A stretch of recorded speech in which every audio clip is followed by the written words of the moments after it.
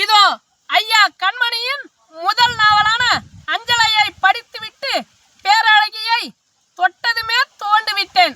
ஆம், இந்த நாவலின் முகப்பே எனக்கு ஒரு வகுப்பு எடுக்கிறது.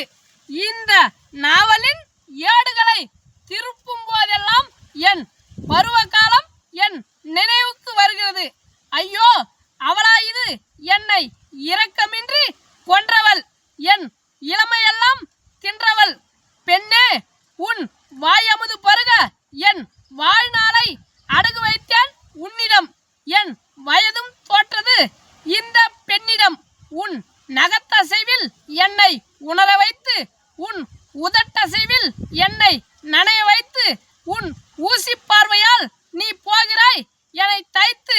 என்னை இன்னும் மிச்சம் வைத்து போகும் காதலியே, நீ போனதும் தான் தெரிந்தது காதலின் பிரிவின் வலியே. நீ கண் சிமிட்டும் நேரம் போதும் நான் காதலில் விழுவதற்கு. உன் இதயசையும் நேரம் போதும் நான் விழுந்து எழுவதற்கு. உன் தாவணி காற்றில் பறக்குதடி என் உயிர் நாடி.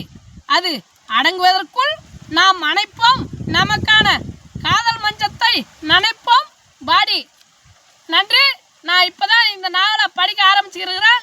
முழுசாக படிச்சுட்டு ஒரு முழு காணொலியை போடுறேங்க. நம்ம பேசுகிற விஷயங்கள், நம்ம போகிற